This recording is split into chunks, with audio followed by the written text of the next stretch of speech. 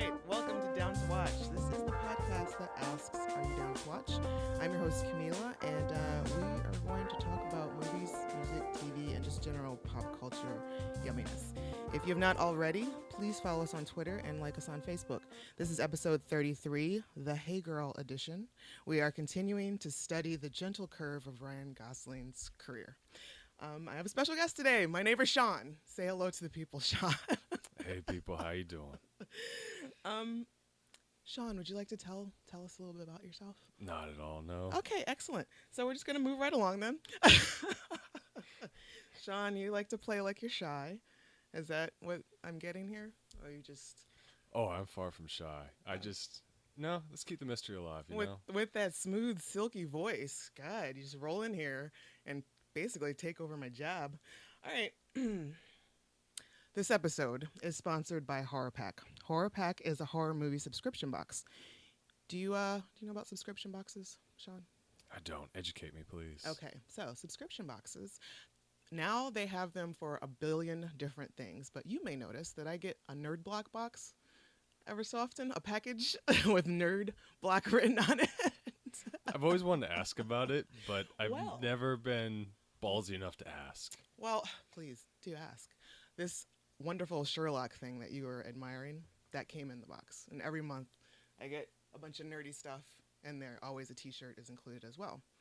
But this subscription box, you can pick from 4 different plans, the most popular being $19.24 a month, and that is for 4 horror Blu-rays or DVDs for 3 months.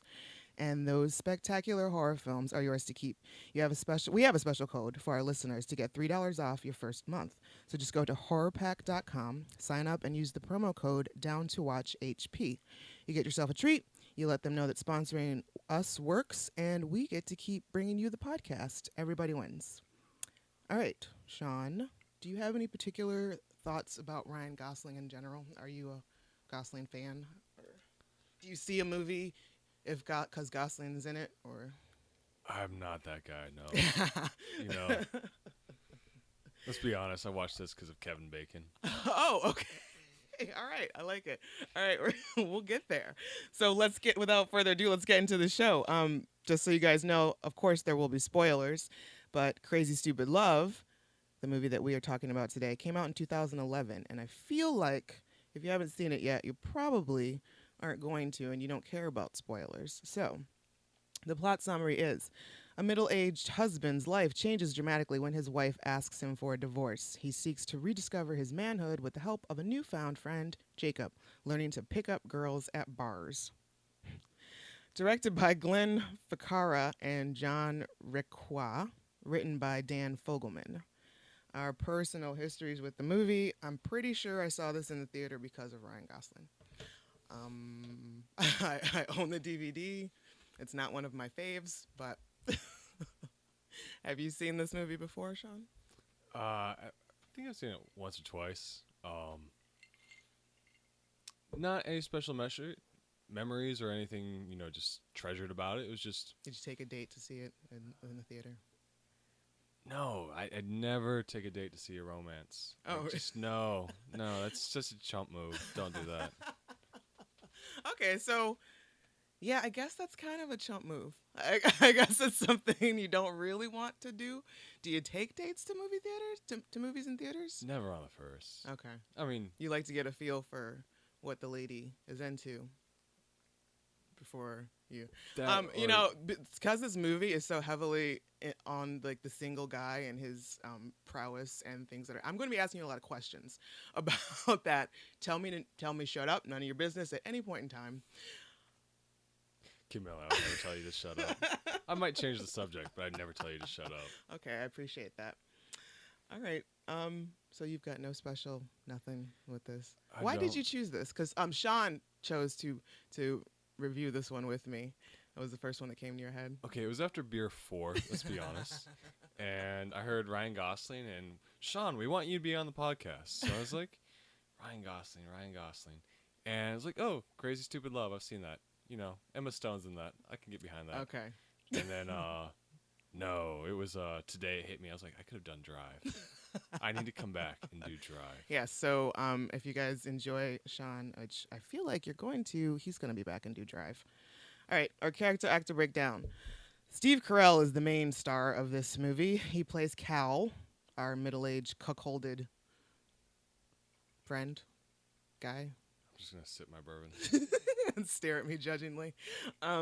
So Steve is the one who's his wife whose wife cheats on him, and she tells him she wants a divorce, and his life turns into crumbles, and then he meets Jacob, Ryan Gosling.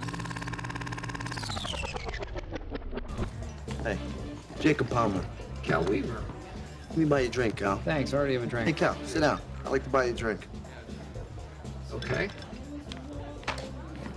Guess what? My wife is having an affair with David Lindhagen. David Lindhagen, I know. How do I know that? I don't know. I'm a total stranger. How would I know something so intimate about your wife? David Lindhagen screwing your wife, too? No. Do you want to know why I know that, Cal? Okay. Because it's all that I've heard, Cal, for the past 2 nights. It's all anybody's heard. You're going around and you're like badgering people with this sad sack, loser, sob story, and I don't understand why. No, I don't need this crap. Cal, sit down. All right. Look, I know that sounds harsh, but it's true. And you need to hear the truth. Okay? Okay. Cal, would you take that straw out of your mouth? Please. Just for this conversation. You know what that looks like? It looks like you're sucking on a tiny schwanz. Is that what you want? What? Is that the message you want to send to everybody? No one's thinking that. Really? So, permission to speak candidly, sir. I think you've already gone there. You're sitting there with a supercuts haircut, you're getting drunk on watered-down vodka cranberries like a 14-year-old girl, and you're wearing a 44 when you should be wearing a 42 regular. Honestly, I don't know if I should help you or I should euthanize you.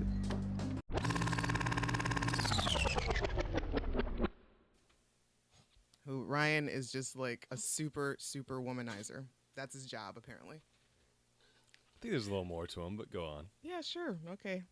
We also have Julianne Moore, who plays Cal's wife, Emily, who I personally find Julianne Moore very boring. There are a lot of times when she's on screen that I just absolutely zone out, and there were a couple times watching this last night where I had to rewind and be like, oh, yeah, I should be paying attention to what's going on. We also have Emma Stone, who plays Ryan's love interest. Emma is Hannah, and I always like Emma Stone. She's very funny. She's very cute, and I enjoy her. That's good. I was starting to think that maybe you're racist against gingers. Nope. It's Julianne Moore specifically. I don't know what it is about that woman, but she's just... Annalee Tipton plays Jess, who I don't know. This girl looks familiar, and I didn't really pay attention to her IMDb credits, but I know she's been in other stuff. And she plays Jess, who is the family babysitter for Cal and Emily. Jonah Bobo plays Robbie, Cal and Emily's son. Who this kid, he's got the creeper stare down already. I'm not saying anything. It's the hair, isn't it? It's the hair, and he's got like that. He's got like it's a weird stare, especially towards the end of the movie when he's just staring at Jess, I think. And it's just, which, after she gives him a very inappropriate gift. Well, I mean, look who the dad is in the movie. We can blame him, right? Okay, I can dig it. We also have Marissa Tomei, who was a delightful surprise. I dig her. I always like her. She plays Kate, who just so happens to be one of Cal's conquests. And honorable mentions go to Josh Groban. What is he? He's just like an opera singer, I think, is what he does. If he's not, he's a singer. People like him, but he's also pretty funny, and he plays Hannah's banana pudding boyfriend. I don't even remember his name. But my most favorite character is Liza Lapira, who plays Liz, Hannah's friend, her best friend, who says everything that at least I was thinking in the film. So, crazy, stupid love. To me, this movie, and now that I see that there were 2 directors, it kind of seems like it has 2 different tones about it, and it's almost a little bit... What are your overall thoughts of the movie? Like, when you were watching it this 3rd time around and having to pay attention. Okay, so one thing I really like about this movie is it's not one love story. Uh-huh. And, there's always, like, male and female perspective. There's romance targeted towards men versus women. It's like the guy one is always about like Revenge of the Nerds. It's the guy that just scores the girl out of his league for no apparent reason. And then equally ridiculous is the female version of that, where the girl lands the hot guy that has all the options, And all she has to do is take off her glasses. exactly. Just it's a very like, this is one thing that shows like people at their different times in their lives, like the different roles they play, Right. the different things they look for, and it's kind of messy, and like that's something I appreciate about the movie. Yeah. It's a rom-com, but it gets that part right. No, you're right, and it does have it does a good job of reflecting the different aspects, because we've got Robbie, who's like 13 and in love with his babysitter, the older Revenge woman, of the Nerds. and we've got Jess, who is in like 17 and in love with Robbie's dad, Cal. Okay, I can't explain that one. I don't get it. Maybe she just likes the funny guys. That's her thing. And we've got Cal and Emily, and they're like, they've been married for 25 years, and apparently, you know, he starts to realize that, you know, he just got lazy in the marriage, and she stepped out on him at some point, and so they've got to deal with all that. And then we've got Jacob, who is trying to hit any and everything moving.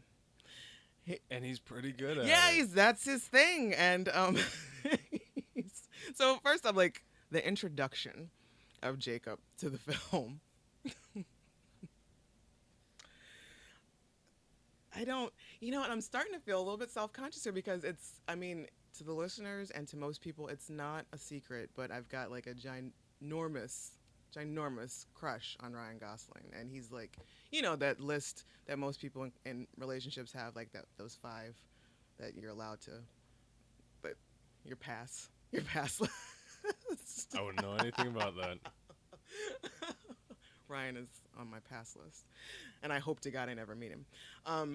But so yeah, like, this is probably, first of all, this movie is probably the lightest movie that he's ever done, or at least up until this point, like the most lighthearted. Everything else that he's done up to this point has been just really heavy and just like deep thinkers.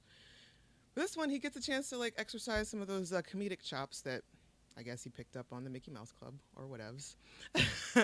And it's very refreshing. So the Jacob character is, his wardrobe is precise. Everything he does is, he's got a reason for everything. He has a script, I'm assuming, that he tells to the same thing to every different girl that he comes across. And I find it curious that he's successful in doing this in the same bar, it seems, every night. Like, nobody is wise to it. Nobody gets wise to it. Don't hit on the wait staff. That's all I'm saying. Don't hit on the wait staff. Is that just from personal experience, or? Go ahead. You can try it. Let me know how it goes. Wait, how old are you, Sean? If you don't mind me asking. I'm not 30. I'll put it that way. Not 30 yet, or you've already passed 30? I'm not 30 yet. Okay, so that gives me a good perspective as to what's going on here. All right, so Cal and Emily, their relationship is extremely messy at this point, and she really wants to work it out, but Cal is not trying to hear it. He's really butthurt about everything, and he walks away from the whole thing. What have you got here on your notes? I just have the actors and character names. Okay. No, like, okay, the opening scene, like, that was actually really well done, where they show everyone's feet, and like, ladies in heels, the guys in nice shoes, and like playing footsie and gradually getting it on. Right. And then they show Cal and Emily. And his white New Balance sneakers. They weren't even white. They were gray. They were like grody. They were disgusting. So you agree there's no excuse to wear white New Balance sneakers with dress pants or of anything of that nature? Unless you're Steve Jobs or Seinfeld. Like Seinfeld, like still, it's embarrassing. I think Michael Jordan, he can pull off sneakers, but he also has his name on them. Right, exactly. Not just sneakers, New Balance sneakers. Like those, what do you call them, 550s or whatever. And there's specific, but yeah. No white New Balance sneakers with a suit It's not okay. Well, that's the whole thing. Is like the wardrobe. Like most guys don't pick up on wardrobe, but when you look at the characters, everything about Jacob is very precise. Like the script was written, Ryan Gosling was brought in for a reason. Like it's to craft a character, and then you have this almost parody of modern dads, I think, and it's ill-fitting polo shirts. It's sport coats so with sad. sneakers. It's jeans that just are square. I called him mom butt. And you could see it like throughout the film. If you're looking for it, you can see like this distinct wardrobe like developing with like not Hannah's boyfriend, because he's always in a suit and a tie, Right. but his buddies are in sport coats and polo shirts, and they don't fit well. You can just like see what's Their coming. It's trajectory just- in life. It's like, oh, yeah, you're going to be that guy wearing a 44 when you should be wearing a 42. I don't know. And yeah, so that to me was interesting. I mean, the entire show, the entire movie is really about Emily and Cal and what they want, what they say they want. I think they both act on things that they don't believe in. Such as? Well, I mean, really, who turns down Kevin Bacon? So unrealistic. Are you kidding me right now? Seriously? Kevin Bacon? So you're a Baconator? Is that what this is? Oh my goodness. No. Really, it's just kind of funny to see what they go back and forth on, and like Jacob's whole thing is like to awaken in Cal, like this is how you be attractive. Mm-hmm. And another thing the show does really well is like even when you know how to get what you want, doesn't mean it's always what you really want. Right. And you know, relationships are messy, and it comes through and through. I mean, this is a standard rom-com. There's the Deus Ex Machina moment when like Hannah turns out to be Cal's daughter, and like every time you hear Nana, you think it's like they're talking about the grandmother, Right. not that she's the oldest daughter. Right. And then of course she walks it with Jacob, and Jacob and Cal have the confrontation. And I absolutely love that Jacob takes his ring off, walks over, and just slugs the shit out of David Lindhagen. It's AKA amazing. I Kevin have Bacon. such a hard time saying his name, David Lindhagen.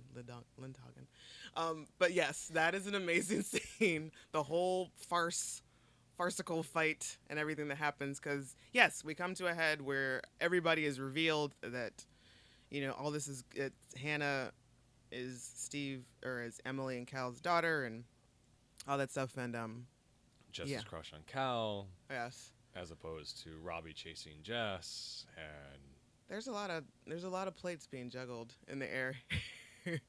But yes, that was a stand-up moment for the character of Jacob to go ahead and just clock David in the mouth for his buddy Cal, who he has grown very fond of at this point. So yeah, I mean, we go through the whole thing of Jacob. And seriously, like this is a pretty funny movie, and especially with Jacob in the mall, and him like slapping the shit out of yes, Cal. and guiding him, and the reactionary shot to him of the Velcro wallet is just Yes. absolutely Yes. priceless. That's probably the best reactionary shot I've seen. He is completely disgusted by just the thought that this grown man has pulled out a Velcro wallet.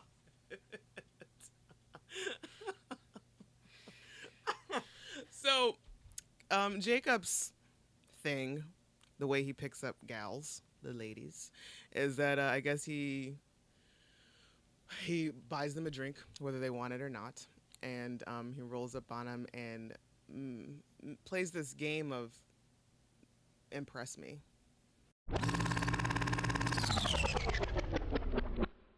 He's just looking for an opportunity to settle for a responsible and stable adult.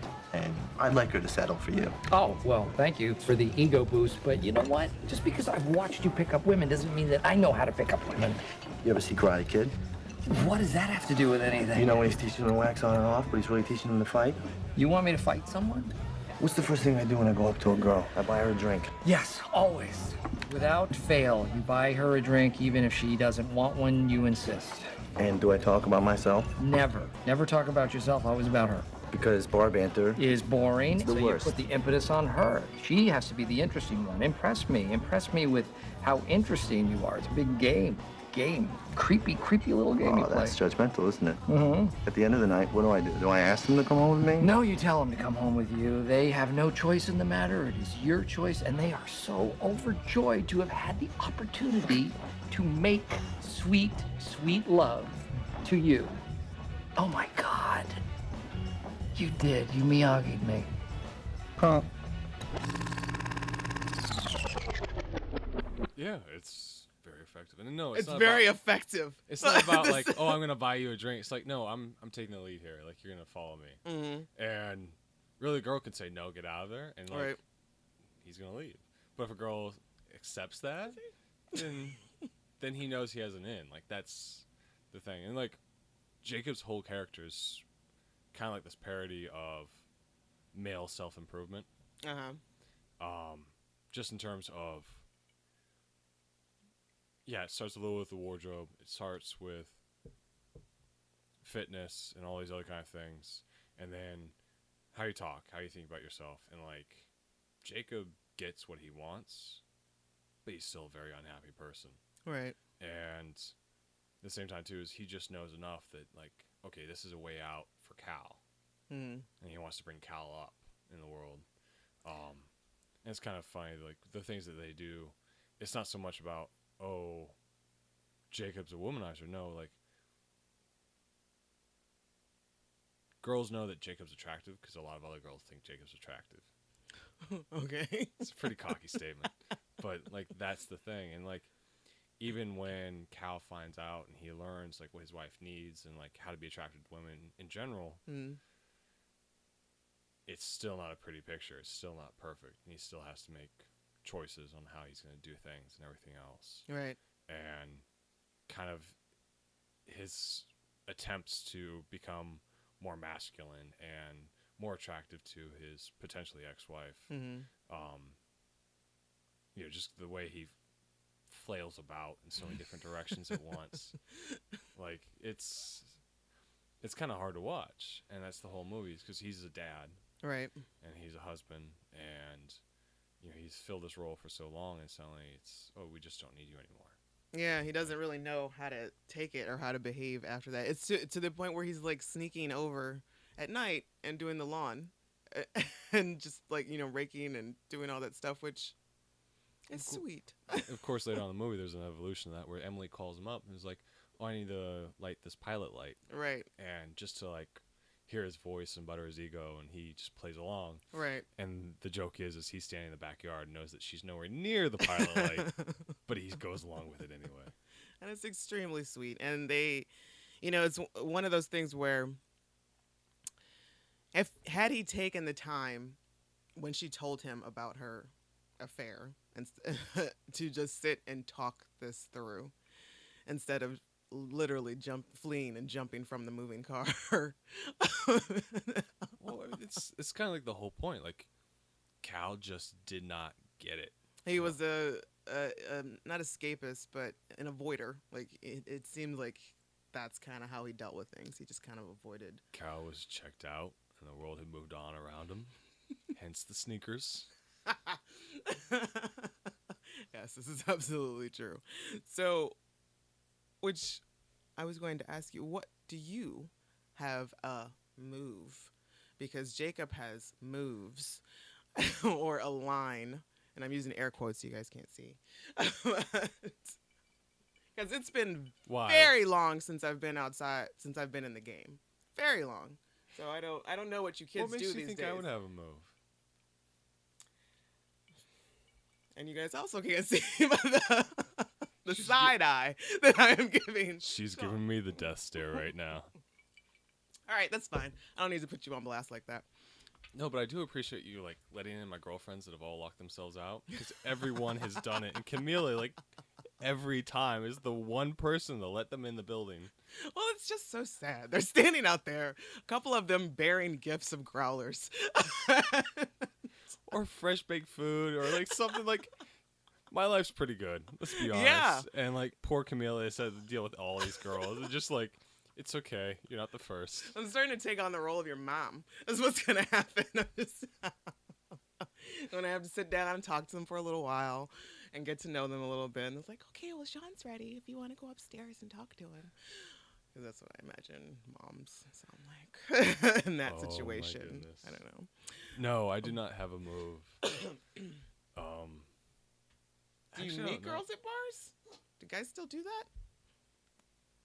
I mean, I guess Sometimes, well, like in the movie, it's a lounge, so so. Yeah. it's a little more casual, easy to approach. People Yeah. are kind of there to mingle. As opposed to like the sports bars and stuff here in Pittsburgh where everybody's like shoulder Just to screaming. chest. Anytime the Steelers, Pirates, Penguins, like any of them. Anything, any sort of high school football team, whatever. They're just they're there for it, 100%.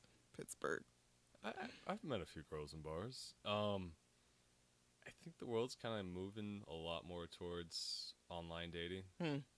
Just I've heard a lot about that. These interwebs oh yeah. you guys speak of, and also, there was something else I was going to ask you. Oh, in this day and age, in 2016, are girls still going home with dudes after the first meeting?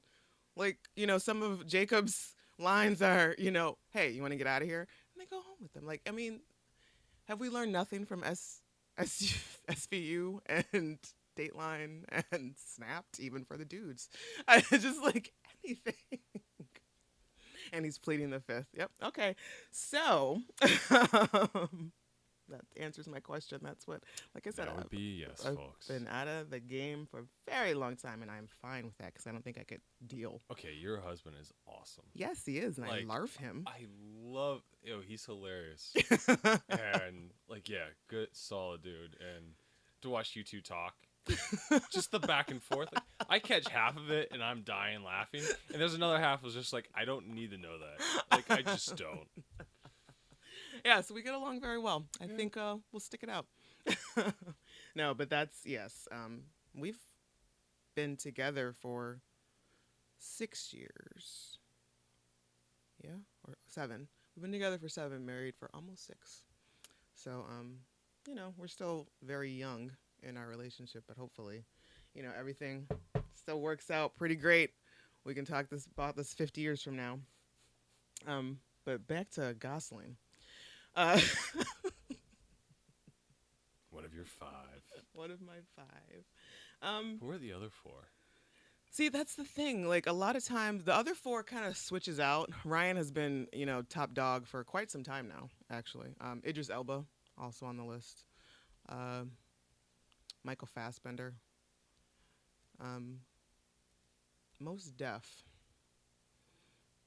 And, Michael Pitt. Have you watched Hannibal? Have you seen that show at all? Oh yeah. I know what you're talking about. Yeah, Michael Pitt. All right.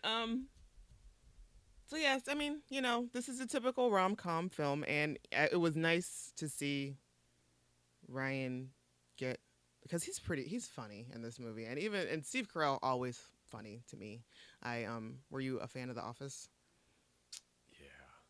Yeah. The Office is a completely different discussion. Let's be honest. Oh yeah, absolutely. Different, Totally whole different sphere. tone and everything, but yes, he's not usually Steve Carell's not usually someone that I go to see a movie for, but it's like, oh, that's cool. I can get down with that. And I don't think I've seen him in any dramatic roles. Or close to. I don't know. I think that he's in a movie about the last person on Earth or something like that. Finding a friend for the end of the world. That's it. With Keira Knightley. Yes. So what else? Were there any other standout scenes for you? Oh, okay. I've got something here. First of all, when Cal and Jacob meet at the mall, Jacob is eating Sbarros and he offers it to him. I feel like Jacob would not eat Sbarros. When was the last time you ate at a Sbarros? Undergrad. Yeah, see? That's what I'm saying. The pizza sits under the heat lamp for like 12, 15 hours. It's just a disgusting sight. And always remember, be better than the Gap. Now, But personally, I have no problems with the gap. Um, I find that there's a flaw in Jacob's tutorial of helping Cal rediscover his manhood. Is that these his tactics, Jacob's tactics of the drink, don't talk about make them impress you, blah blah blah. First of all, Cal is nowhere near as attractive as Jacob.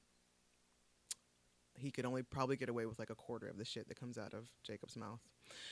And secondly, Jacob is dealing with a younger demographic, and Cal's target audience is a little bit older, and I would hope would not fall for most of this bullshit. It's just, but I guess, yeah, because as we see, when he picks up Marissa Tomei, who ends up being his son's teacher, and she gets off on the whole, when he finally starts to be honest, she gets off on that, and it's really weird because she admits that she's You think? she's a recovering alcoholic or sober 5 years, and she's like fucking batshit crazy. So I couldn't imagine what this woman would be like, drunk, and she is off the rails. But that's just another comedic scene that I really enjoy because the chemistry between all of the actors in this film is pretty great, and especially Ryan and Emma. And I'd really be interested to see just their movie, like the story of Hannah and Jacob, because it was adorable. It's so cute because she's the one who changes him. She. It's a female rom-com. That's the story. That's their plot line. Like right there, it's predictable. You know what's gonna happen. Just sit back, enjoy yourself, and yeah. Well, she's the girl who's just she treats him differently, and she doesn't exactly fall for his bullshit, and she's kind of like she's awkward the whole thing. No, she just fell the hardest. You're adorable. No. I am sexy. I am R-rated sexy. Okay, I know what happens in the PG-13 version of tonight, all right? I know. It's that I get really drunk, and then I pass out, and you cover me with a blanket, and you kiss me on the cheek, and nothing happens. But that's not why I'm here. I am here to bang the hot guy that hit on me at the bar. Jacob. Jacob. Are people still saying bang? Oh, I do. We are gonna bang. This is happening. Take off your shirt. Why? Please, will you take off your shirt? Because I can't stop thinking. And I need you just... Okay. All right, okay. Okay. Fuck! Seriously? It's like you're photoshopped. And I guess his big move was the dirty dancing. He somehow works dirty dancing into And the again, conversation. this is a movie with Kevin Bacon. Where's the Footloose reference? Like, why is it Dirty Dancing? Is that your move? Is that you work Footloose in and you're like... I go dancing through a warehouse, just flopping my arms around and twirling. Yeah, I can do that. All right, awesome. So we have found out Sean's move. Cheers, Footloose and Fancy Free. And another thing that I find weird is that Cal ends up admitting that he has had sex with 9 different women in this time period. How the fuck long has it been? I need a timeline, because there's no way Steve Carell boned 9 different women in anything shorter than a year. Just picking him up at that bar. I don't care who his tutor was. Or unless he was like just, the lonely housewives of whatever. It's my turn to give Kahmeela a funny look. So, if you have no other standout scenes, we're going to move it right along. Well, the only standout scene was like you're talking about Sbarro's. Yeah. Like the pizza keeps growing and shrinking every shot. It changes. And another scene that did that I noticed was the 8th grade graduation speech. Oh yes. Ryan Gosling's tie kept changing. Really? At first I thought it was just like the angle of the light, but no, he like wears 2 distinctly different ties. Are you serious? I'm pretty sure. I am going to have to go back and look at that.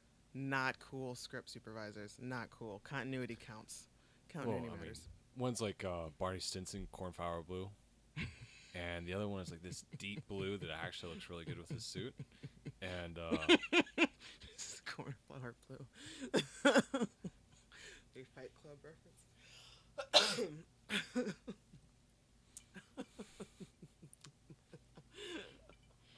actually, I just referenced another famous womanizer, Barney Stinson, How I Met Your Mother. Oh. He was all about the cornflower blue. Yes, you are I correct. forgot about the Fight Club. Like, nice. I'm impressed. Like, yeah. That's like one of my favorite. That's definitely a top 5 favorite movie. I just love, like, he decks out his entire apartment in IKEA, and, like, they show the price tags like it's some fucking catalog, and then, yeah, it blows up. It's amazing. It's such a good movie. Like, I don't understand how anybody could not like Fight Club. It's such a good movie. I probably watch it once a year. It's like, Same thing. I've actually just started the book, too. yeah. I read the book after I saw the movie, which I wish I had done it in reverse, but still pretty good. And if you feel like you enjoy Chuck Palahniuk, I have a couple other of his books. So, it's very interesting fellow. The read. Definitely looks at the world sideways. So yeah, I mean, we got our messy relationships. Everybody is broken. Everybody gets back together. Everybody heals up. And yeah, Robbie's babysitter gives him naked pictures of herself for graduation. You know, because that's what you do. That's not okay. She's like 17 years old. He's like 13. It's not okay. And the soundtrack for this, nothing too special. It starts off with a John Legend song. And it's kind of generic, but what is remarkable is that the first scene, I think, when Cal is doing the lawn, is like maintaining the lawn, they are playing a Talking Heads song called "This Must Be the Place," and that song also is in another Ryan Gosling movie, Lars and the Real Girl, and it's pretty prominent in that film. And I just thought it was interesting. Have you ever seen Lars and the Real Girl? No, I haven't. That's really good. It's you know, Lars falls in love with a sex doll, but it's not as creepy as it sounds. It's more about the love that this town has for Lars, as opposed to the love story between Lars and a doll. But I would highly suggest that. So yeah. So we are going to take a quick break, and then we're going to come back and get into judging the movie and judging Ryan some more. Not you. I'm not going to judge you, Sean. It's okay.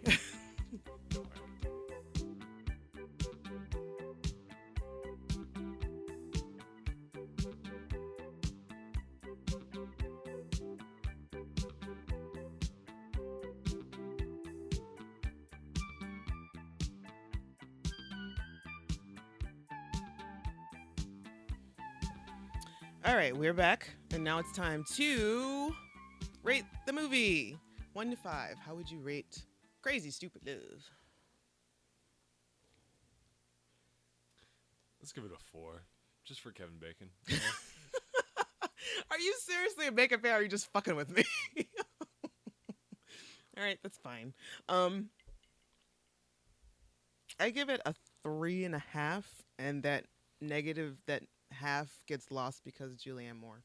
You know, I mean, I can't. You're clearly not a fan. Not a fan. Was it really Julianne Moore? Or was the fact that Julianne Moore was a driving character and Ryan Gosling was just a supporting character? No, because there's plenty of Ryan Gosling on screen for me. No, it's just Julianne Moore. I don't know what it is. I have like this negative chemical reaction to her, and I don't know. I may never find out why. You just hate gingers, I swear. I don't hate her. She just bores me. I don't. There's a difference, Sean. Ryan's performance in this movie, 1 to 5. Oh, he was absolutely phenomenal.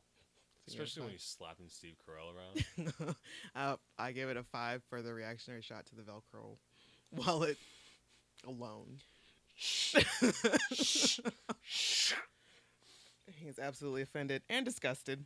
Oh, man, good times. So, are you down to watch this again? Oh, yeah. Okay. And guys, if you are interested in watching Crazy Stupid Love, where did you watch it? Because I know it's not on Netflix right now. It pops on there every once in a while. No, I found it on Amazon. Okay, so you can rent it on Amazon, probably iTunes, as well as YouTube. I think I saw you can rent, because YouTube is doing that now. Okay, so every movie I rated on the Bechdel test. I don't rate it, but we figure out how it scores on the Bechdel test. Are you familiar with the Bechdel test? I'm not. All Educate me. right. Here we go. The Bechdel test is a type of litmus test to assess the presence of women in movies. It originated from Alison Bechdel's comic Dykes to wait. Watch Out for in I 1985. know this. And it's a test. There's if they 3 have- steps. For a truly strong, independent female lead, is a conversation with women to women. They have a conversation with each other. That they talk about something important to the plot and not just about a male character. Ding, ding, ding.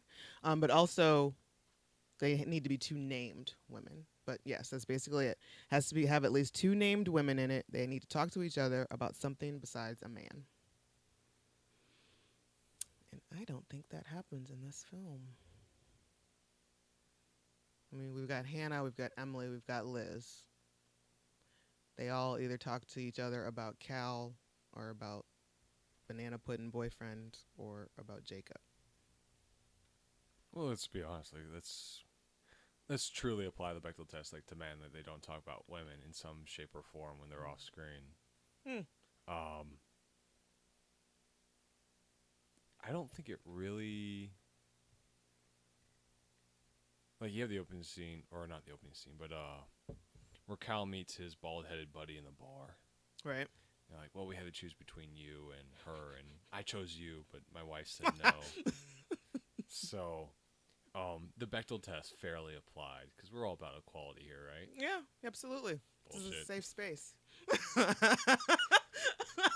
This entire movie, okay, let's throw that out. This entire movie is about the differences between men and women and how they approach relationships.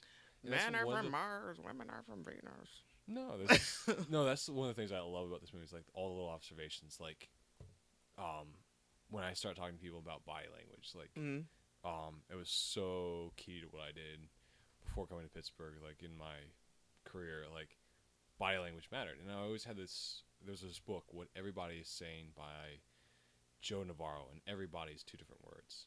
And he's an FBI profiler. Ooh. And he starts. Tell me more. I'm intrigued.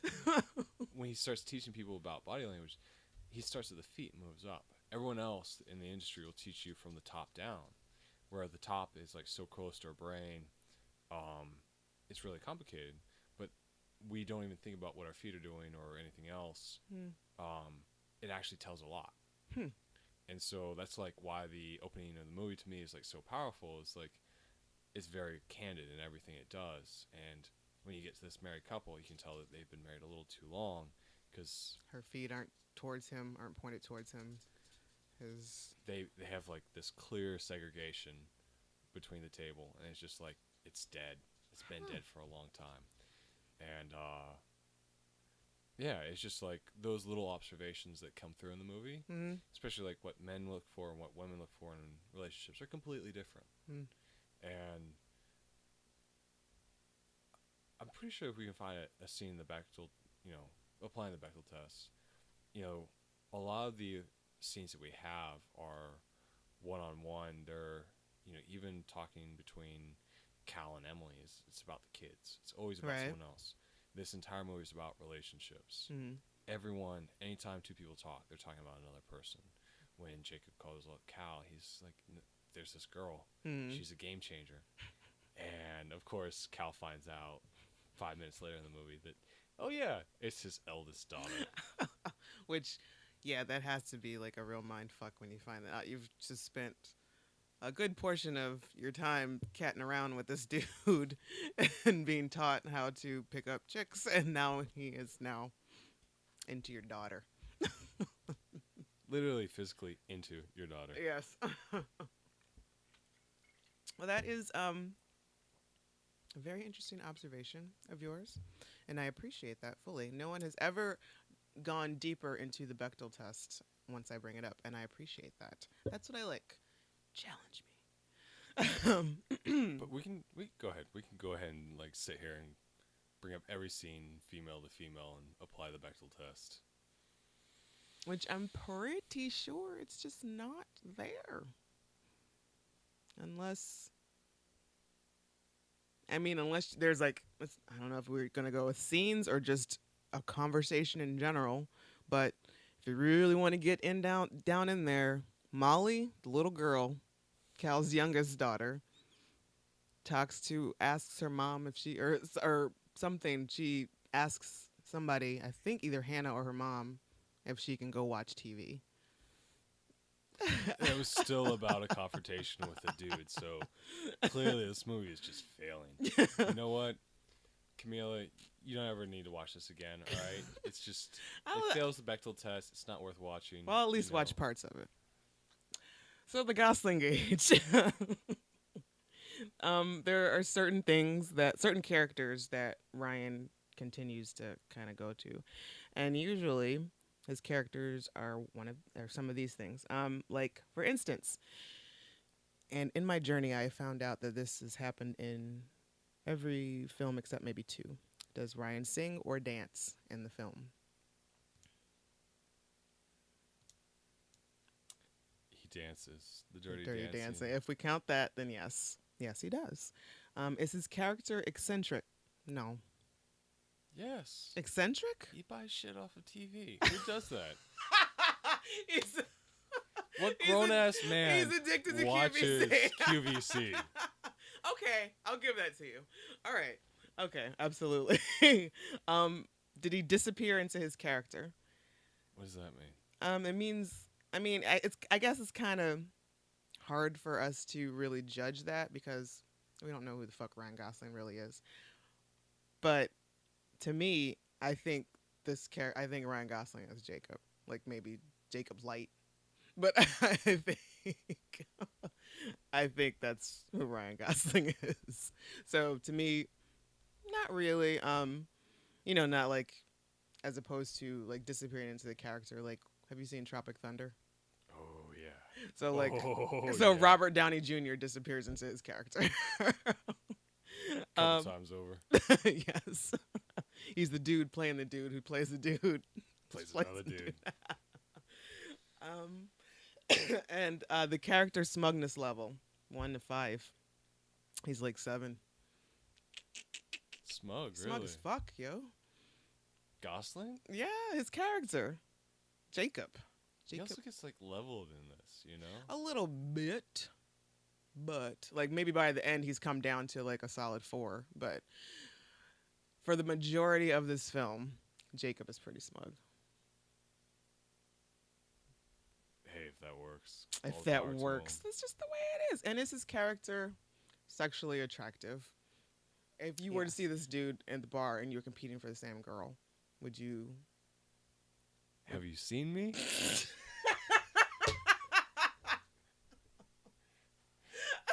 Okay, to put this in context, I went to get my car washed because it's been snowing in Pittsburgh. Oh, cars are gross. And I walk Right in now. and like, it's the Shell down on Center Street. Mm-hmm. Or Bomb. Yeah. Me. Yeah. You know what I'm talking about. Mm-hmm. Like, you know who you look like? Okay, what do you want? I'll play like, this game. Who do I look like? And it's a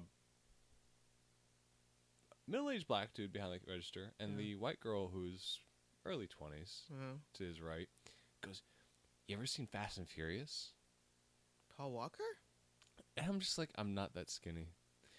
And the entire conversation was just around that, which is much better. I usually get... Or Vin Diesel.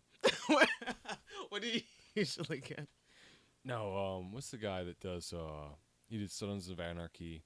Oh, Jax Teller. Or whoever plays Jax Teller. No! Opie! Fucking Ryan Hurst. Yes! Oh my god, you do! Oh my god! Remember the Titans? Yeah! Fuck yeah! He was... I'm a big, tall, blonde-haired, blue-eyed white dude. If with your beard broad-ass was shave. bigger, like if your beard was crazy, then yeah, you would totally... Okay, I still have a bigger beard than my dad. My dad is complete badass, but he was about 50 before he could grow what I can grow now. So you're winning. I don't know. He's like one of those guys. Like he has no arm or leg hair, like none, like nothing. Really? He has it in the appropriate places, Huh. and like that's it. He also has more hair on his head than I do, and it's just like, damn, Dad. Like I wish I had that, but I can grow a better beard than he can. So And as long as you've got that, you just that's you keep that in your pocket, buddy. Anyway. But yes, you do resemble Ryan Hurst. And funny story about like he was my favorite on Sons of Anarchy. Opie, I cried, almost stopped watching the show when he spoiler hey, alert. don't no. And but I met him at a comic convention in Florida. But he was here recently filming a TV show called The Outsiders, which Based on the book. no, not that Outsiders. Oh man. Yeah, it's about a bunch of hillbillies. I tried to watch it, I just can't do it. But it's on like WGN. It started last night or whatever. But so one day, like I love Ryan Hurst. So one day I come home for lunch, and just came to check mail, whatever. And I go back, and I'm not even really paying attention to my periph, but I'm just driving down Butler Street, and I just out of nowhere, I'm like, is that fucking Ryan Hurst? And there's Ryan Hurst like getting out of a car, and my head went to autopilot, and I like parked immediately and went to go do a little lightweight stalking, but not a big deal. But yes, Ryan Hurst. Is he one of your 5? No, He he's is. not. He's not. That would just be awkward, Sean. So, lastly, Translation, people. He was. got too close. Now we read from the book of Gosling. I'm a bit traumatized right now, people. 100 Reasons to Love Ryan Gosling. For those of you who have been keeping up, you are familiar with this book. This book was written by Joanna Bennick. She's a lovely lady in London, and she's put together 100 Reasons to Love Ryan Gosling. Please tell me she's sponsoring this podcast. I wish you would. But I just purchased this. It was cheap. It was like $15 or something on Amazon. And I mean, really, 15? Like 1.5? 15 American dollars. Now shut up and listen to at least 5 reasons. I'm not going to read 100. I'm going to read you 5 reasons. It's like 3 beers at full pint. Okay. Dan, Kahmeela, and myself bonded over at Full Pint Full Wild Pint. Side. They're going to have to start sponsoring. Oh, and I love them. Their owners are awesome, too. Their bartenders are amazing. The crowd is pretty decent. Yeah, no, it's Especially when we're there, like, we make the crowd awesome. yeah, exactly. Fantastical. I would even go so far to say. Fantastical. I like that word. So, 5 reasons. Oh, my God. We're on number 50. People, save me. You're going to sit here and you're going to learn some shit. His agent loves him. This is number 50. And not just now, he's a superstar. Apparently, his agent, quote unquote, believed in him so strongly that she offered to give him money so he could focus on his, quote unquote, craft and not have to take non-acting jobs. Wow. She really did believe in him. 51, he really, really likes women. I like working with actresses and I like women a lot. Not for obvious reasons, but just in that there's so much about what they bring to the scene that keeps it so interesting. Their instincts are so different and they never explain them to you. It's not surprising that Ryman loves the ladies, not just because the feeling is so deeply mutual, but because he grew up surrounded by women. His dad was away from home a lot, working as a traveling salesman for a paper mill, and then refused to move with the family to the U.S. to pursue Rai-Rai's career. We're almost done. Number 52. He doesn't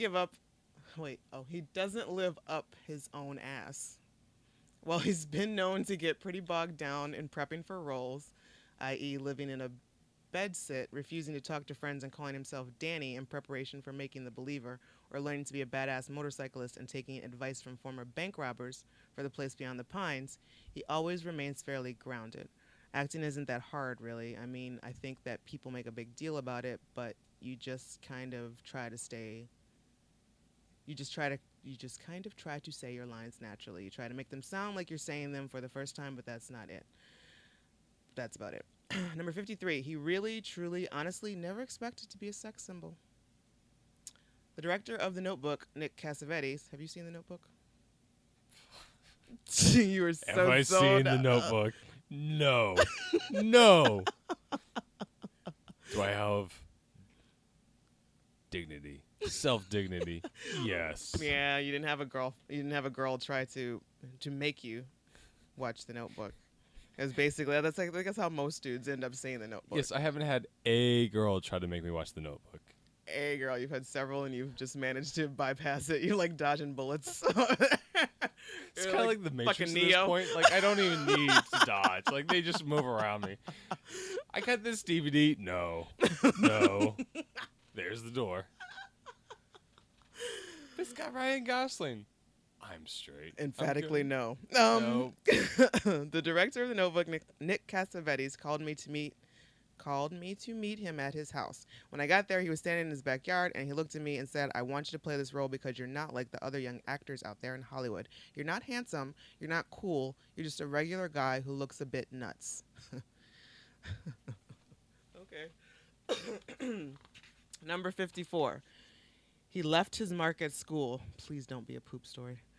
Despite spending a lot of his childhood out of school filming or being homeschooled, he dropped out of high school at 17 to go off and be Hercules.